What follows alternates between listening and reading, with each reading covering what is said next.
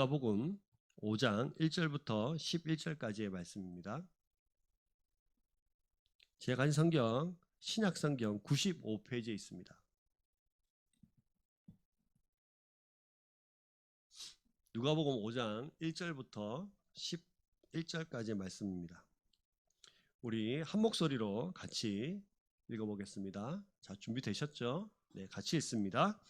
무리가 몰려와서 하나님의 말씀을 들을새 예수는 게네사렛 호숫가에 서서 호숫가에 배 두 척이 있는 것을 보시니 어부들은 배에서 나와서 그물을 싣는지라. 예수께서 한 배에 오르시니 그 배는 시몬의 배라. 육지에서 조금 떼기를 청하시고 앉으사 배에서 무리를 가르치시더니 말씀을 마치시고 시몬에게 이르시되 깊은 데로 가서 그물을 내려 고기를 잡으라. 시몬이 대답하여 이르되 선생님 우리들이 밤이 새도록 수고하였으되 잡은 것이 없지만은 말씀에 의지하여 내가 그물을 내리리다 하고 그렇게 하니 고기를 잡은 것이 심히 많아 그물이 찢어지는지라. 이에 다른 배에 있는 동무들에게 손짓하여 와서 도와달라 하니 그들이 와서 두 배의 채움에 잠기게 되었더라. 시몬 베드로가 이를 보고 예수의 무릎 아래에 엎드려 이르되 주여 나를 떠나소서 나는 죄인이로소이다 하니 이는 자기 및 자기와 함께 있는 모든 사람이 고기 잡힌 것으로 말미암아 놀라고 세베대의 아들로서 시몬의 동업자인 야고보와 요한도 놀랐음이라. 예수께서 시몬에게 이르시되 무서워하지 말라. 이제 후로는 내가 사람을 취하리라 하시니 그들이 배들을 육지에 대고 모든 것을 버려두고 예수를 따르니라. 아멘. 여러분 잘 지내셨습니까? 잘 지내고 계십니까? 네, 우리 옆에 있는 분들에게 함께 갑시다 깊은 데로 이렇게 같이 한번 인사하겠습니다. 네, 다시 한번 인사할 때 주님의 사랑으로 사랑합니다 이렇게 같이 한번 인사할까요? 주님의 사랑으로 사랑합니다. 네, 만나 뵐 수 없어서 참 많이 보고 싶고 참 많이 생각도 많이 나고 함께 빨리 예배가 회복됐으면 좋겠습니다. 오늘 말씀은 함께 갑시다 깊은 데로라는 말씀으로 같이 누가복음 5장 1절부터 11절까지 말씀을 같이 상고하고 이 말씀 우리 삶 가운데에 좀 새겨 넣을 수 있기를 소망합니다. 오늘은 어부였던 안드레, 요한, 베드로, 야고보를 예수님의 제자로 첫 번째 제자로 부르시는 장면입니다. 근데 이 장면이 성경의 사복음서에 다 기록이 되어 있습니다. 마태, 마가, 누가, 요한복음에 예수님의 제자를 첫 번째로 부르신 이 장면이 잘 기록이 되어 있는데요. 특별히 오늘 마태, 마가, 누가 이 복음 세 개의 복음서를 비교하면서 우리가 이 세 복음서에 있는 미세한 차이점을 먼저 살펴보는 것이 오늘 누가복음 5장 1절부터 11절까지 말씀을 이해하는데 큰 도움이 됩니다. 이것이 굉장히 중요하기 때문에 도표로 한번 이것을 보여드리도록 하겠습니다. 같이 한번 말씀을 비교해서 한번 잘 살펴보셨으면 좋겠습니다. 자, 먼저 마태복음 4장 18절부터 22절까지의 말씀을 같이 한번 읽어보겠습니다. 같이 읽습니다. 갈릴리 해변에 다니시다가 두 형제 곧 베드로라 하는 시몬과 그의 형제 안드레가 바다에 금을 던지는 것을 보시니 그들은 어부라 말씀하시되 나를 따라오라 내가 너희를 사람을 낚는 어부가 되게 하리라 하시니 그들이 곧 그물을 버려두고 예수를 따르니라. 거기서 더 가시다가 다른 두 형제 곧 세베대의 아들 야고보와 그의 형제 요한이 그의 아버지 세베대와 함께 배에서 금을 깁는 것을 보시고 부르시니 그들이 곧 배와 아버지를 버려두고 예수를 따르니라. 잘 기억해 두시고요. 마가복음 1장 16절부터 20절 말씀도 함께 읽어보겠습니다. 같이 읽습니다. 갈릴리 해변으로 지나가시다가 시몬과 그 형제 안드레가 바다에 금을 던지는 것을 보시니 그들은 어부라. 예수께서 이르시되 나를 따라오라 내가 너희로 사람을 낚는 어부가 되게 하시니 곧 그물을 버려두고 따르니라. 조금 더 가시다가 세베대의 아들 야고보와 그 형제 요한을 보시니 그들도 배에 있어 그물을 깁는데 곧 부르시니 그 아버지 세베대를 품꾼들과 함께 배에 버려두고 예수를 따라가니라. 아멘. 자, 지금 누가복음도 보고 계신데요. 오늘 누가복음 읽었으니까 읽지는 않겠습니다. 마태, 마가, 누가복음 세 부분 다 제자들을 부르시는 장면입니다. 자, 이 세 본문에 공통점이 있습니다. 공통점은 첫 번째는 부르신다는 것이고요. 두 번째는 장소입니다. 마태복음도 보시면 갈릴리 해변에 이렇게 시작을 하고 마가복음도 갈릴리 해변으로 이렇게 말씀을 하고 계시고, 누가복음도 보시면 게네사렛 호숫에서 이렇게 말씀하십니다. 게네사렛은 이 갈릴리 해변의 다른 이름이기 때문에 같은 장소입니다. 그래서 공통점이 있다면 부르시는 장면이고, 그 다음에 같은 장소이다. 그래서 사람들이 같은 장소, 같은 부르심을 생각하기 때문에 이 세 가지 본문이 같은 본문이라고 생각하는 사람들이 많이 계십니다. 사실 이건 오해입니다. 근데 차이가 있어요. 세밀한 차이. 자, 다시 마태복음, 마가복음, 누가복음 비교를 해보시면 이렇게 되어 있습니다. 잘 보십시오. 자, 마태복음, 마가복음은 어떻게 되어 있습니까? 파란색 글씨를 보시면 바다에 금을 던지는 것을 보시니, 마태복음 되어 있죠. 마가복음 1장 16절에도 바다에 금을 던지는 것을 보시니라고 되어 있습니다. 자, 그러면 누가복음 어떻게 되어 있습니까? 누가복음 5장 2절 보시면 어떻게 되어 있나요? 어부들은 배에서 나와서 그물을 씻는지라고 되어 있습니다. 자, 그걸 잘 보시면 마태복음, 마가복음은 뭐 하고 있습니까? 바다에 그물을 던지고 있어요. 즉 고기를 잡고 있습니다. 그럼 누가복음은 지금 뭐 하고 있죠? 그물을 씻고 있습니다. 세밀한 차이가 있죠. 그물을 던질 때와 그물을 씻는 때가 지금 다릅니다. 즉 다시 말하면 마태복음, 마가복음, 즉 마태복음 4장 18절에서 22절과 마가복음 1장 16절에서 20절 말씀은 같은 장면을 기록한 겁니다. 근데 누가복음은 부르시기는 하고 같은 장소이긴 하는데 다른 장면이고 다른 이야기라는 거예요. 이게 무슨 말일까요? 잘 이해가 되지 않으실 것 같은데, 사실은 잘 보시면 마태복음과 마가복음은 같은 장면이고 누가복음은 다른 장면입니다. 즉 마태, 마가복음은 첫 번째 예수님께서 이 네 명의 제자를 만나서 부르시는 장면이고요, 누가복음은 두 번째 만난 장면입니다. 그러면 여러분 잘 보십시오. 마태복음과 마가복음, 마태복음 4장 22절과 마가복음 1장 20절에 보시면 그들이 곧 배와 아버지를 버려두고 예수를 따르니라 라고 되어 있고요, 같은 장면인 마가복음 1장 20절에도 곧 부르시니 그 아버지 세베대를 품꾼들과 함께 버려두고 예수를 따라가니라가 되겠습니다. 이것이 첫 번째 부르심인데, 첫 번째 부르심에도 예수님을 따라갔어요. 그런데 여러분 분명히 따라갔죠. 근데 두 번째 만남이 또 나옵니다. 무엇을 뜻하는 것일까요? 마태복음, 마가복음도 예수님을 따라갔고요, 누가복음도 예수님을 따라갔어요. 이 말은 무슨 말이냐면 시몬을 중심으로, 즉 시몬 베드로를 중심으로 부름받았던 이 예수님의 제자들이 첫 번째 부르심에 따라갔습니다. 아버지도 버려두고 따라갔어요. 그런데 무슨 이유에서인지 성경은 잘 기록하지 않지만, 그런데 막상 따라가 보니 생각지도 않았던 많은 어려움이 있었습니다. 여러 가지 걱정도 있었습니다. 가족들도 있었겠죠. 그래서 마태복음과 마가복음 22절과 마가복음 1장 20절에 보면 가족들을 남기고 갔다는 본문들이 계속 등장을 하잖아요. 아버지를 버려두고, 아버지와 품꾼들을 버려두고. 그래서 그들이 무슨 이유인지 잘 모르지만 많은 학자들이 한결같이 말하는 것은 그들이 아마도 가족들에 대한 고민들이 많았을 것이다. 또 나의 생각하는 방향, 어떻게 살아가야 되는지 예수님을 따라 나서긴 했지만 많은 고민과 염려 때문에 다시 생업으로 돌아갔을 것이라고 생각합니다. 그리고 나서 오늘 두 번째 다시 누가복음의 본문에 와서 다시 예수님께서 그 제자들을 만나 주신 거죠. 두 번째 만남입니다. 그래서 이들은 여러 가지 고민과 염려, 또 가족들에 대한 생각으로 그들의 가정 다시 생업으로 돌아갔습니다. 다시 돌아가서 제일 잘하는 것, 이거 하나만큼은 둘째가 하면 서러운 것, 이거 하나만큼은 내가 어느 누구보다 잘할 수 있는 그것, 그 생업인 업으로 다시 돌아간 것이죠. 그런데요, 문제가 생겼습니다. 돌아갔으면 여전히 잘해야 되는데, 여전히 잘 살아가야 되는데, 오늘 말씀해 보시면 밤이 새도록 그물질을 했는데 고기를 하나도 잡지를 못했어요. 다시 말하면 그것마저도 자기 뜻대로 마음대로 되지 않고 있는 상황이라는 겁니다.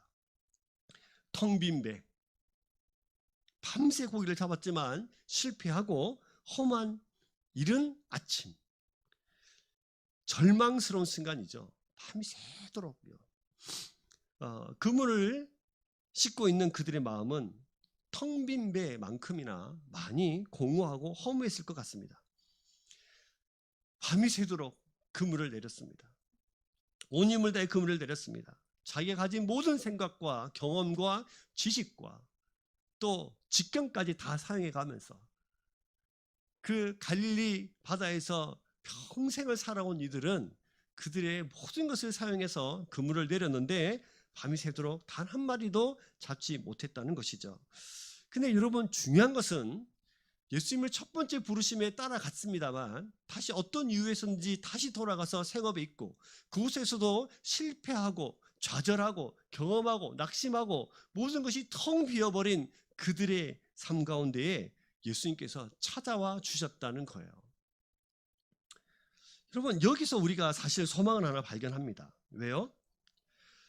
우리가 세상을 주님을 만나고 나서 우리가 정말 주님 뜻대로 살아보겠다고 주님을 선택한, 또 주님을 쫓아간 그 부르심 앞에 반응을 했는데 우리가 이 첫 번째 실패한 이들처럼 여러 가지 고민, 염려, 정말 이 길이 맞을까? 정말 주님을 따라가는 것이 맞을까? 정말 이 길이 진리의 길일까? 내 인생마저 다 포기하고 정말 주님 한 분만 섬겨가는 것이 맞을까? 라는 많은 고민과 염려들이 우리 속에 있습니다. 그래서 이 본문이 중요한 것입니다. 왜요? 이 지금 4명의 제자를 부르신 이 장면이 오늘을 살아가는 우리의 삶과 전혀 다를 것이 없기 때문입니다. 그래서 여러분, 근데 그런 제자를 찾아가시잖아요. 그래서 찾아가셔서 소명도 주십니다.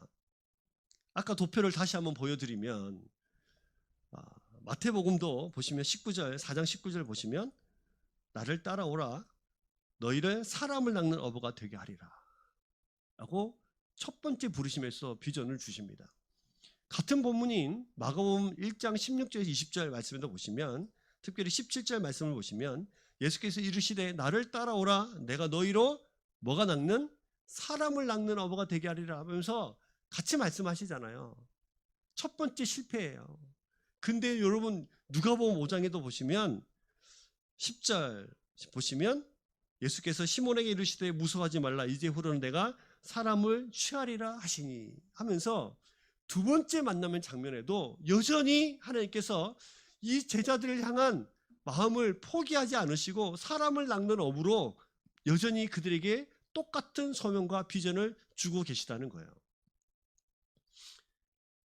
여러분, 우리가 만약에 예수님이라면 그래, 첫 번째 부를 때 따라오다가 다시 갈 때는 언제고, 다시 와서 예수님, 주님만 쫓아가겠습니다라고 하면 그때 다시 내칠 것 같기도 한데, 우리 주님은 실패한 그들의 인생에, 좌절하고 낭망하고 공허한 그들의 인생에 다시 찾아와 주셔서 아무것 묻지도 않으시고 따지지도 않으시고 오히려 그들에게 위로를 주시면서 다시 그들에게 비전과 소망을 더하여 주시는 분이 우리 바로 주님이십니다.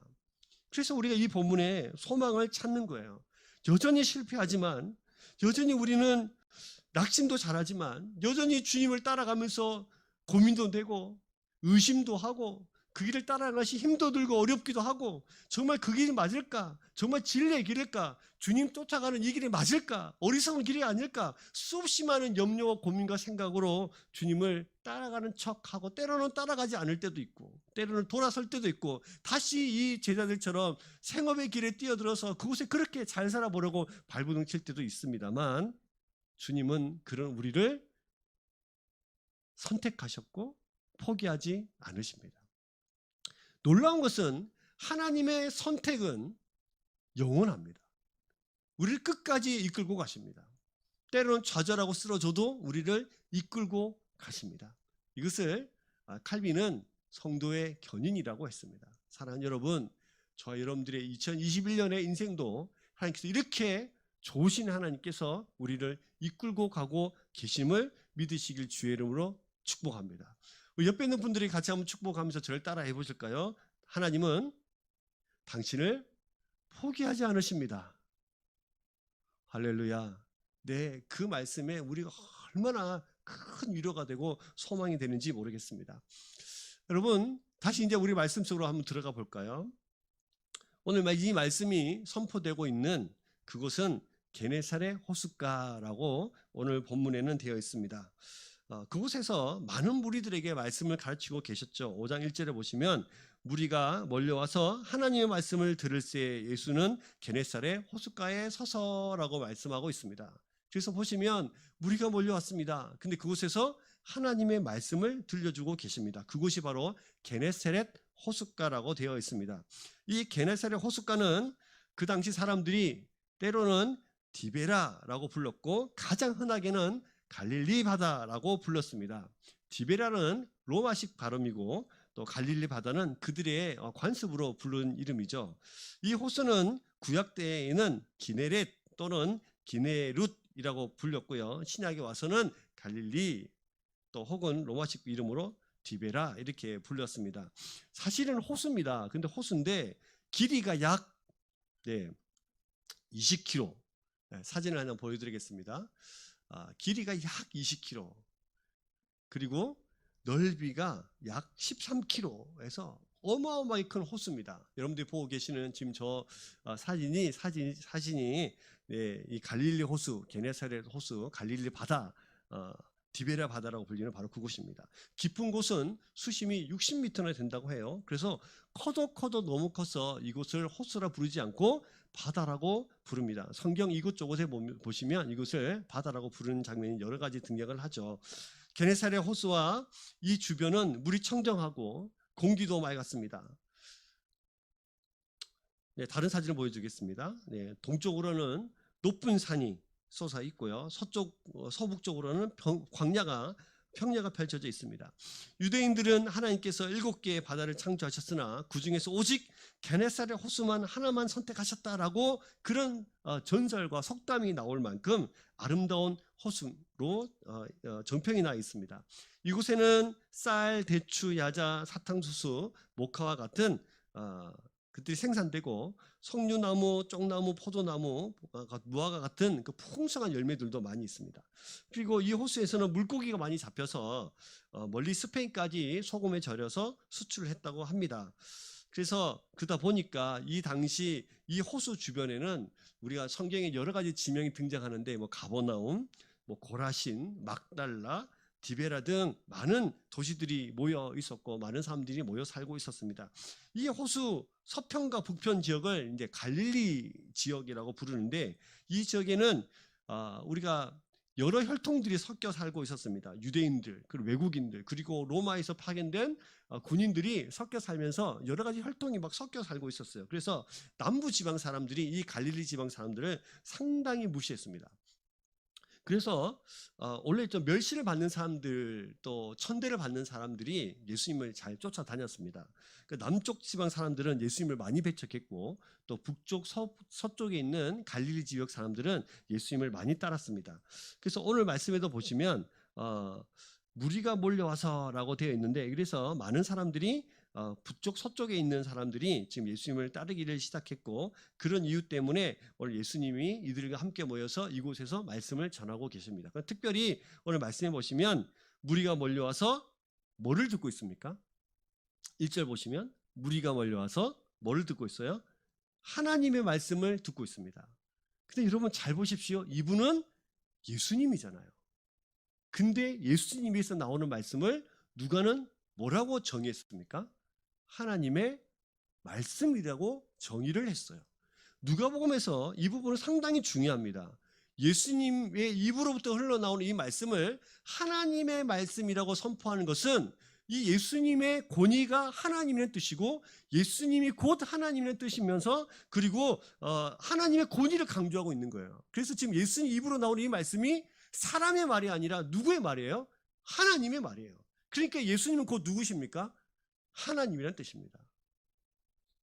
이 관점을 가지고 오늘 말씀을 계속 풀어가 보도록 하겠습니다. 자, 이 예수님께서 즉 하나님께서 명령을 하시죠. 우리에게 말씀을 마치신 난 이후에 명령을 하십니다. 4절 보시면 말씀을 마치시고 시몬에게 이르시되 시몬은 곧 베드로입니다. 깊은 데로 가서 그물을 내려 고기를 잡으라 명령하십니다. 하나님의 말씀을 선포하신 것입니다. 예수님께서 말씀하신 거죠. 명령의 형태로 주어졌어요. 가서 그물을 내려서 고기를 잡아봐라. 깊은 데 가서 고기를 내려 잡아봐라. 여러분, 우리가 아시는 대로 사실은 밤이 새도록 그물을 내렸는데 한 마리도 잡지를 못했어요. 그 평생에 그런 일이 또 있었을까요? 평생 고기를 잡으면서 잔뼈가 굵은 이들이 이 깊은 실망을 안겨준 이 밤에 참 어려운 마음을 가지고 있는데 깊은 데 가서 고기를 내려보라니요. 그리고 이 시간은 특별히 밤이 새도록이니까 밤이 이미 지났습니다. 그리고 아침쯤 됐을 거예요. 아침에는 깊은 데 물고기가 잡히지 않는다고 그래요. 저는 잘 알지 못하겠지만. 그래서 사실 순종하기 쉽지 않았다는 것을 우리는 알고 있습니다. 아무리 베드로가 예수님을 훌륭한 선생님이라고 인정하더라도, 한번 따라갔다가 다시 돌아왔다 하더라도, 그래서 한번 저 사람 믿고 한번 따라가보자 라고 생각해서 돌아왔다 하면서 최소한 이 예수님을 좋은 선생님이라고 인정하더라도 지금 이 명령은 터무니없는 명령이라는 것을 우리는 다 알고 있습니다. 베드로도 알고 있었어요. 왜냐하면 예수님은 목수 출신이지 않습니까?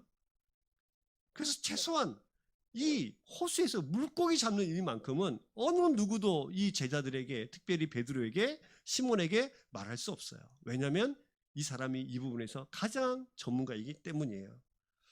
그런데 여러분 잘 아시다시피 모든 지식, 모든 경험, 모든 주관적인 것, 모든 감각적인 것, 모든 것을 사용해서 안 되는 그 밤에 밤이 새도록 고기 한 마디도 잡지 못했는데 예수님께서 명령하실 때 이 베드로의 반응이 뭡니까? 5절 보시면 시몬이 대답하여 이르되 선생님 우리들이 밤이 새도록 수고하였으되 잡은 것이 없지만은 말씀에 의지하여 내가 그물을 내리리다 하고 라고 되어 있습니다. 제가 이 부분을 잘 보니까 여러 가지 주장하시는 분들이 많이 있습니다. 이 부분은 특별히 학자들이 크게 두 가지 견해를 나누는데 첫 번째 견해는 이 베드로가 의지하여 말씀에 의지하여 그물을 내리리다라고 했을 때 정말 믿음과 순종의 마음으로 그물을 내렸다라고 해석하는 한 부분이 있고요. 다른 한 부분은 아니다. 하나님을 의지하지 않았다. 예수 그리스도를 그렇게 의지하지 않았다. 라는 말을 이렇게 주장하시는 분들이 계세요. 잘 이제 연구해 보니까 저는 후자가 맞는 것 같아요. 영어로 봐도 이렇게 됐습니다. But because you say so. 그러나 당신이 말했기 때문입니다. 그래서 I will let down the net. 그래서 이게 그 당신이 말했기 때문에, 그렇게 말했기 때문에 내가 한번 내려보겠습니다. 이런 뜻입니다. 즉 다시 말하면 정말 말씀에 의지해서 정말 믿음으로 그물을 내린 것이 아닙니다. 그저 이런 겁니다. 거부할 수 없는 명령 앞에 그럼 그렇게 한번 해보겠습니다. 당신이 말했으니까. 당신이 그렇게 말하니까 한번 그렇게 해보겠습니다. 이런 거예요. 반신반의하는 겁니다. 이런 거죠. 어른들이 이야기하면 마지못해서 그렇게 한번 해보겠습니다. 이런 거 있잖아요. 아빠가 그렇게 해보라고 하니까 그냥 해보겠습니다. 엄마 아빠 하도 그렇게 하니까 제가 그렇게 믿지는 않는데 그렇게 한번 억지로 못 이겨서 한번 해보겠습니다. 이런 거 아닙니까? 근데 여러분 감사한 것은 이런 태도라도 우리 주님은 놀랍게도 받으십니다. 완전한 설득, 완전한 이해가 있지 않더라도 그래 한번 해보겠습니다. 라는 그 순종의 태도, 그 순종의 끝에 주시고자 하시는 하나님의 은혜가 있다는 거예요. 이렇게 하나씩 배워가는 겁니다. 처음에는 정말 내 인생을 맡게 되는지, 정신 나간 짓은 아닌지, 생각될 수 있지만 그래도 순종하는 마음. 근데 이 순종이 100% 완벽한 이해가 아니더라도, 완전한 믿음이 아니더라도, 반신반의하는 마음이더라도 그냥 하나님께서 그렇게 말씀하시니까 그냥 같이 그렇게 한번 따라해 보겠습니다. 그 정도라도 하나님은 그 고백을 받으시고 그 고백의 끝에 놀라운 은혜를 더하십니다. 그럼 제가 이 부분을 많이 묵상하면서 이런 생각이 드는 거예요. 제가 처음에 기타를 배울 때 선배들이 그렇게 말했습니다. 스트로크만 열심히 해. 그래서 저는 이해를 못했어요. 왜 기타를 배우려면 코드도 배우고 막 스트로크도 배우고 되잖아요. 근데 코드는 하나도 모르는데 스트로크만 열심히 하래요. 그래서 제가 투덜투덜하면서 그래 뭐 이거라도 한번 해보자 이런 마음으로 제가 이제 스트로크를 배우기 연습하기 시작했거든요.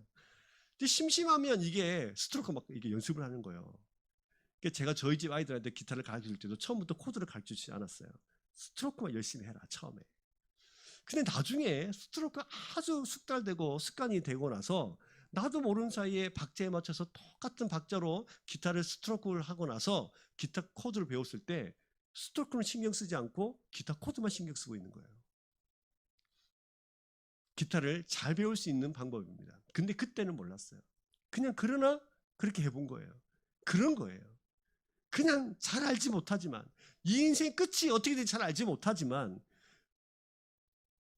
이 누가복음의 누가는 하나님의 말씀이라고 예수님께서 하나님이라고 선포하고 있지만 이 분을 보고 있는 이 분을 보고 있는 이 베드로와 제자들은 이분이 정말 하나님의 아들이라는 사실을 아직은 잘 모르지만 그러나 그 말씀을 한번 해보겠습니다 하면서 깊은 곳에 그물을 내릴 때에 놀라운 역사가 일어나게 되는 것입니다. 여러분 우리들의 인생도 그래요. 우리들이 지금까지 예수님을 쫓아올 때 100% 이해해서 쫓아오셨습니까? 전혀 흔들리지 않는 믿음으로 지금까지 예수님을 쫓아오셨나요? 그렇지 않습니다. 제자들과 똑같아요. 그렇지 않습니까? 그럼에도 불구하고 그렇게 한 걸음씩 한 걸음씩 쫓아왔더니 지금 이만큼 우리의 신앙을 성장시켜 주시고 믿음도 더하여 주셔서 이제는 어지간한 바람에는 흔들리지 않는 믿음도 주셨어요. 어떤 분은 태풍에도 흔들리지 않는 분들이 계시고 어떤 분은 아직도 예수님께 진짜 살아계신 하나님의 아들인지 고민되는 분들도 분명히 계실 거예요. 그러나 여러분 제가 성경을 말씀을 통해서 그리고 제 인생을 통해서 경험된 그 놀라운 하나님 그리고 이 말씀이 선포된 하나님 이분의 이름을 걸고 말씀드린다면 그럼에도 불구하고 한번 따라가 보자 라는 그 발걸음을 우리 주님은 귀하게 보시고 그 귀한 발걸음에 은혜를 더하시고 나중에는 장성한 분량 이르기까지 여러분을 자라가게 하실 것입니다. 그 시간이 지난 후에 내 모습을 이렇게 보면은 그때는 참 어리석었다 생각이 들 때가 있지만 사실은 지금의 나를 와서 가만히 보면 어느새 나도 모르게 예수님을 많이 닮아 있는 우리의 모습을 보게 될 거예요. 어느 순간 나도 모르게 예수님처럼 사랑하게 되고 용서하게 되고 이해하게 되고 아직도 부족하지만 더 예수님께 맡기게 되어지는 그런 인생으로 우리가 살아가고 있습니다. 여러분 그렇죠?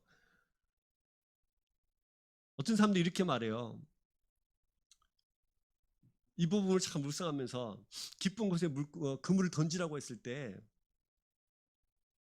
예수님께서 능력으로 깊은 곳에 물고기를 몰아두고 그곳에 그물 던지게 했을 거다. 아니면 그 깊은 곳에 물고기가 많아서 예수님께서 던지라고 했을 거다. 뭐 이런 생각들을 막 해요. 재밌는 생각들이죠. 근데 여러분 그건 별로 중요하지 않아요. 물고기가 있는 곳에 던지게 하셨든 깊은 곳에 물고기를 모아두셨건 어쨌든 상관없이 환경은 중요하지 않습니다. 방식도 중요하지 않습니다. 중요한 것은 어느 곳이든 예수님이 던지라고 하면 그곳에 던지는 자세가 중요한 거예요. 설사 그곳이 정말 낮은 곳이라 하더라도 설사 금을 들고 산에 가서 금을 던지라고 말씀하시더라도 예수님께서 말씀하시면 그것이 완벽하지 않더라도 완벽한 내 믿음이 없다 하더라도 그것을 한번 던져보는 거예요. 그러면 놀라운 기적이 시작됩니다.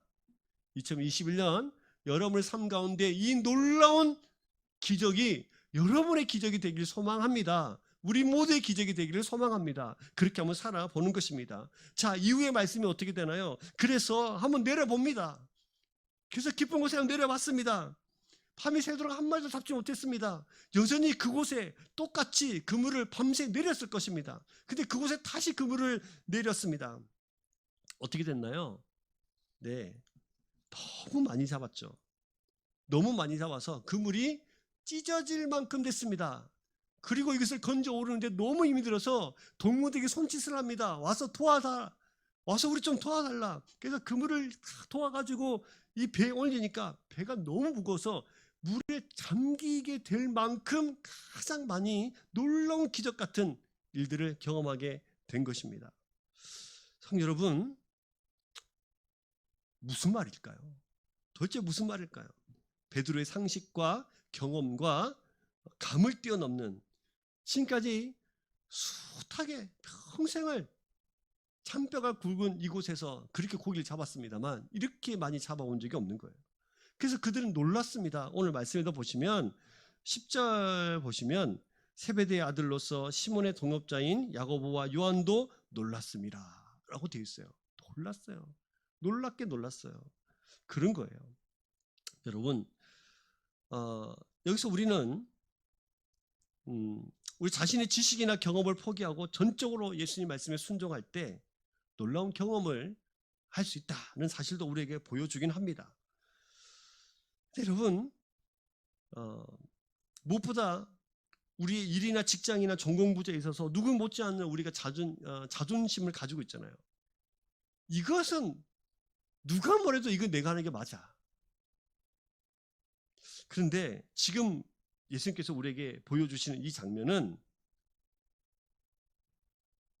여러분의 지식과 경험이 필요 없다는 뜻이 아니에요. 우리가 가지고 있는 지식과 경험 굉장히 중요한데 그보다 이 예수 그리스도의 말씀, 하나님의 말씀을 가장 우선순위에 둘 수 있어야 된다고 우리에게 말씀하시는 것입니다.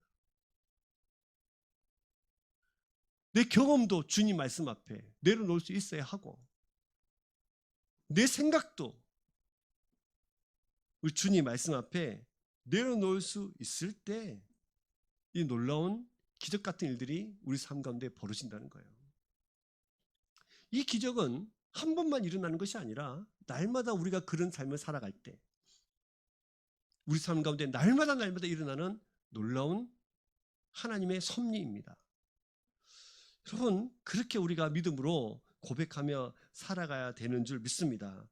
여러분, 옆에 있는 분들에게 한 번 더 저를 따라서 해볼까요? 당신의 삶 가운데에 이 기적이 날마다 일어나기를 소망합니다. 아멘. 네. 여러분 잘 생각해 보십시오. 이 말씀의 위치가 여러분의 어느 정도 계십니까? 내 경험이 먼저입니까? 내 지식이 먼저입니까? 내 전문 지식이 먼저입니까? 내 안에 철학이 먼저입니까? 아니요. 그것들보다 가장 먼저 우선순위에 말씀을 올려놓을 수 있는 저와 여러분 되시기를 소망합니다. 자, 이렇게 주님을 경험했어요. 밤이 새도록 그물 던졌는데 한 마리도 낚지 못했는데 놀랍게도 고기가 잡히지 않는 바로 그 시간에 그물을 깊은 곳에 내렸고 또 밤새도록 그물 내릴 때 그곳을 한 번 정도 또 내릴 법도 한 그런 장소 아니겠습니까? 그런데 이 그물을 탁 걷어 올리니까 그 고기를 많이 잡아서 두 척에 있는 배가 거의 깔아앉을 만큼 많은 고기를 잡았습니다. 제가 생각을 해보니까 얼만큼 잡아야 배가 깔아앉을 만큼 고기를 잡을 수 있을까요? 네, 만손 중에도 만손이죠. 이렇게 경험하자 이제 베드로가 그 유명한 말을 합니다. 그 유명한 말이 뭐죠? 8절 말씀이에요. 같이 한번 읽어보겠습니다. 8절입니다. 같이 읽습니다. 시몬 베드로가 이를 보고 예수의 무릎 아래에 엎드려 이르되 주여 나를 떠나소서 나는 죄인이로 소이다 하니. 우리가 굉장히 잘 아는 본문이죠. 베드로가 주님 앞에 무릎을 꿇습니다. 그리고 나를 떠나 주십시오. 나는 도저히 당신과 함께 할 수 없는 죄인 중에 죄인입니다. 나를 떠나 주십시오. 나는 죄인입니다. 라는 고백을 합니다. 여러분, 어떻게 해서 이 베드로는 이런 죄인입니다. 나를 떠나달라고 이야기할 수 있었을까요? 아마 첫 번째 부름에 따라 났을 때 실패하고 돌아온 그의 자신의 모습도 잘 생각이 났을 거예요. 내가 정말 실수했구나. 내가 정말 잘못했구나. 그리고 이 베드로는 이 예수님의 이 일들을 보면서, 자신에게 베푸신 이 놀라운 기적 같은 일들을 보면서 전능하신 하나님을 만났습니다. 베드로는 지금 자신에게 일어난 일을 보면서 본능적으로 내가 만난 이분이 하나님의 아들이구나 사실을 깨달았어요. 그래서 이 마음에 심정의 변화가 일어났습니다. 첫 번째 부르심보다는 이 두 번째 부르심에 더 큰 마음의 변화가 일어났어요. 그것이 어디서 알 수 있냐면, 나를 떠나서서 앞에 두 글자가 더 붙어 있죠. 그게 뭡니까? 주여예요, 주여.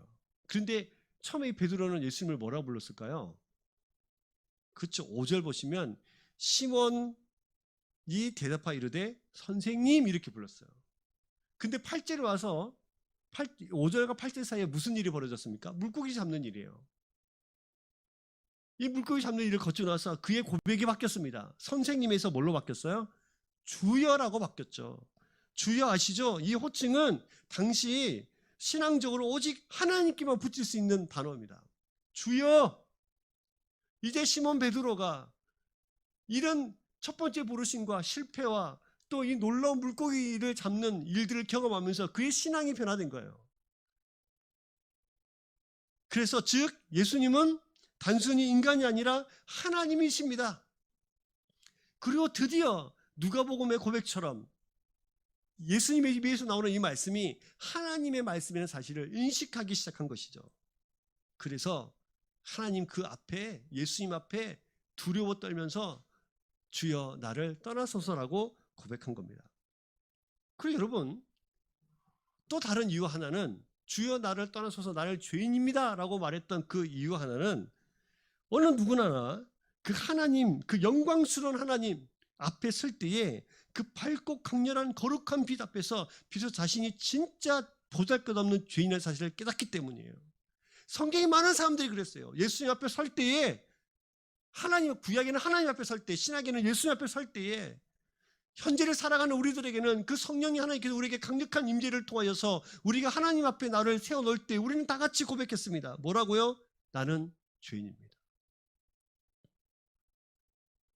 하나님이신 예수님 앞에 서고 보니까 이제까지 보이지 않았던 자신의 모습이 보이기 시작하는 거예요.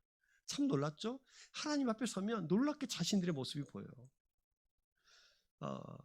무태에서는 몰라도 적어도 바다 위에서, 배 위에서만은 날고 긴다는 이 전문가라고 자부했던 이 사람, 사실은 그 배 위에서 무기력하고 별 볼일 없고 아무것도 할 수 없는 초라한 존재에 불과했던 것을 깨닫게 된 거예요. 그것만이 아닙니다. 한 인간으로서 그는 예수님 앞에서 정말 아무것도 아니었습니다. 그렇기 때문에 예수님과 함께 있는 것조차 너무 감당할 수 없었어요. 주여 나를 떠나십시오. 여러분, 바로 그런 거 아닙니까? 우리가 주님 앞에 섰을 때에 그동안 내가 맞다고 살아왔던 그 모든 장면들이 하나씩 하나씩 막 떠오르면서 예수님 앞에 얼마나 우리가 죄인이고 부끄럽고 낯을 들 수 없는, 벌거벗은 것 같은 형편없는 초라한 모습인가를 우리가 알 수 있잖아요. 바로 그건 거예요. 우리가 경험했던 바로 그 낯뜨거움, 우리가 경험했던 그 주님 앞에 섰을 때 그 부끄러움. 그래서 이 베드로는 주여 나를 떠나소서 나는 죄인입니다 라고 고백했던 것입니다. 여러분, 이 주님 앞에 우리가 설 때마다 날마다 이 고백을 할 수 있어야 돼요. 주님, 저는 정말 아무것도 아닙니다. 주님 앞에 서보니 날마다 죄인입니다. 그런데 주님, 어떻게 나 같은 죄인을 사랑하십니까? 그저 감사와 감격과 주님, 저를 멀리 하십시오. 저는 얼마나 더러운지 거룩하신 주님과 함께 할 수 없는 사람입니다 라는 고백이 쉼없이 입에서 튀어나오는 사람들이 바로 저희들 아니겠습니까? 이 겸손한 고백이 날마다 우리 삶 가운데 있게 되기를 소망합니다. 근데 여러분, 이 고백 앞에 이제 예수님께서 뭐라고 말씀하시나요?